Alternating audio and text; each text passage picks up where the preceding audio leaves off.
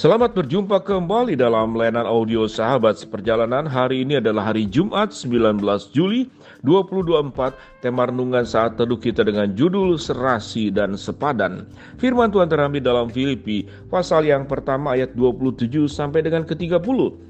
Hanya hendaklah hidupmu berpadanan dengan Injil Kristus, supaya apabila aku datang aku melihat, dan apabila aku tidak datang aku mendengar, bahwa kamu teguh berdiri dalam satu roh dan sehati sejiwa, berjuang untuk iman yang timbul dari berita Injil, dengan tiada digentarkan sedikit pun oleh lawanmu. Bagi mereka semuanya itu adalah tanda kebinasaan, tetapi bagi kamu tanda keselamatan, itu datangnya dari Allah.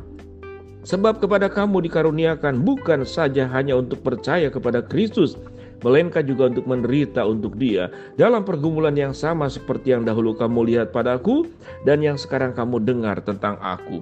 Mari kita berdoa. Bapa yang di dalam surga, biarlah kehidupan kami serasi sepadan sebagaimana yang firman Tuhan ajarkan, antara apa yang kami pahami dan antara apa yang kami lakukan. Dalam nama Tuhan Yesus kami berdoa, amin. Shalom sahabat seperjalanan yang dikasihi Tuhan. Ada sebuah pertanyaan, siapakah orang yang cerdas? Siapakah orang yang IQ-nya tinggi atau EQ-nya tinggi? Maka sesungguhnya bahwa kecerdasan itu tidak cukup hanya apa yang ada di dalam otak dan pengetahuan kita. Demikian juga di dalam iman. Tidak cukup kita punya pemahaman Alkitab yang sangat dalam, kita punya sebuah kebiasaan di dalam sebuah kehidupan yang sifatnya rutinitas kegiatan-kegiatan rohani. Maka itu adalah kegiatan dan juga pemahaman serta pengetahuan tentang firman. Tatkala hanya kepala kita yang diisi penuh lalu badan kita semuanya kurus, maka di sana dikatakan tidak seimbang, tidak serasi, atau firman Tuhan katakan tidak sepadan. Firman Tuhan mengajarkan hendaklah engkau hidupmu berpadanan dengan Injil Kristus, supaya apabila aku datang aku melihat, dan apabila aku datang aku mendengar, bahwa kamu teguh berdiri dalam satu roh dan sehati sejiwa, berjuang untuk iman yang timbul dari berita Injil. Sahabat seperjalanan yang dikasihi Tuhan, kalau berbicara tentang berita Injil, ada orang percaya dan bertobat karena ada Injil yang diberitakan, yang disampaikan lewat lisan, lewat khotbah, lewat renungan, lewat penjelasan firman. Roh Kudus bisa bekerja membuat orang itu percaya dan bertobat. Tetapi juga ada yang lebih penting dari semuanya itu, yaitu firman itu tidak hanya kita pahami, kita kenal, kita kuasai, tetapi diterapkan dalam hidup kita. Sehingga Injil itu sepadan antara apa yang kita ketahui dengan apa yang kita lakukan. Injil itu serasi antara apa yang kita pelajari dan apa yang kita karyakan dalam hidup kita. Dan Injil itu sepadan. Ada keseimbangan antara yang masuk di dalam pemikiran dan otak kita dan apa yang kita perbuat di dalam kehidupan kita. Itu yang disebut dengan serasi dan sepadan. Sahabat seperjalanan yang dikasihi Tuhan, kita tentu tidak suka dengan orang yang banyak bicara tetapi sedikit bekerja. Kita pun juga tentu menjadi salah bekerja dan berkarya lalu tanpa ada dasar kebenaran firman Allah yang diperbuatnya untuk siapa. Maka keduanya menjadi bagian yang sifatnya serasi sepadan, beriringan bersama, yang tidak boleh kemudian gemuk sebelah. Kalau kita bicara tentang serasi dan sepadan, maka ilustrasi yang paling sederhana adalah tatkala ban kiri dan ban kanan, tatkala di mobil dan juga di antara kemudian kita lihat juga di kendaraan yang lain. Itu dibutuhkan sebuah keseimbangan antara keduanya. Sahabat seperjalanan, kita tentu punya kendaraan. Tatkala kita punya kendaraan yang tidak seimbang. Saya pernah memakai sebuah kendaraan mobil gereja di waktu saya masih sangat muda. Mobil gereja itu memang dibeli dengan sangat murah karena kondisi ekonomi yang tidak memungkinkan. Tetapi mobil gereja tersebut karena sangat murah sehingga banyak persoalan. Persoalannya adalah berbicara tentang setir mobil. Jadi sewaktu saya menyetir itu posisi untuk jalan lurus, selalu mobil itu bantingnya ke kiri, bantingnya ke kiri. Sewaktu mau dibelokkan ke kanan sangat berat luar biasa. Setelah dicek ke bengkel, memang ada kondisi yang tidak serasi dan sepadan.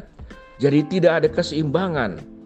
Berbicara tentang ketidakseimbangan, maka kita tahu dengan jelas ada sebagian mungkin jemaat atau 1-2 orang yang punya kelainan masalah dengan kaki. Bahwa ada kaki yang panjang sebelah satu dengan yang lain karena satu dan lain hal. sehingga di sana dibutuhkan terapi, dibutuhkan pertolongan, bahkan dibutuhkan sebetulnya alas kaki yang lebih pendek daripada kaki yang sebelahnya, itu diberikan alas kaki yang ditinggikan sedikit supaya punya keseimbangan antara kiri dan kanan. Sahabat seperjalanan, itu adalah contoh yang sangat sederhana. Maka dengan demikian kita punya kehidupan yang penuh serasi dan sepadan. Biarlah tatkala kita juga di dalam bekerja mati-matian, kita tidak melupakan Tuhan. Kita jangan melupakan ibadah. Tapi ada orang yang sangat rajin ke gereja. Semua kegiatan gereja itu diikuti. Dia pelayan yang luar biasa, yang setia.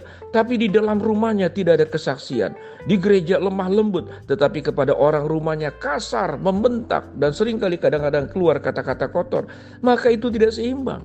Apa yang kita layani di gereja dengan kehidupan keseharian kita tidak seimbang. Ada para pelayan Tuhan, kalau sudah di gereja sangat luar biasa rajin, tetapi tatkala dia di dalam dunia kerja, dia lalai, dia kemudian tidak sungguh-sungguh, tidak menunjukkan sikap profesional.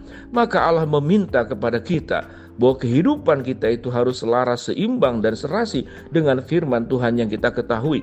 Karena perintah firman Tuhan juga berbicara bagaimana kita menjadi garam dan terang dunia. Tidak hanya di kondisi-kondisi tertentu, tidak hanya di tempat tertentu, tapi di segala kondisi dan di berbagai tempat kita punya keseimbangan antara yang kita ketahui dan yang kita lakukan. Jemaat Filipi adalah jemaat yang cukup banyak dipuji oleh Paulus.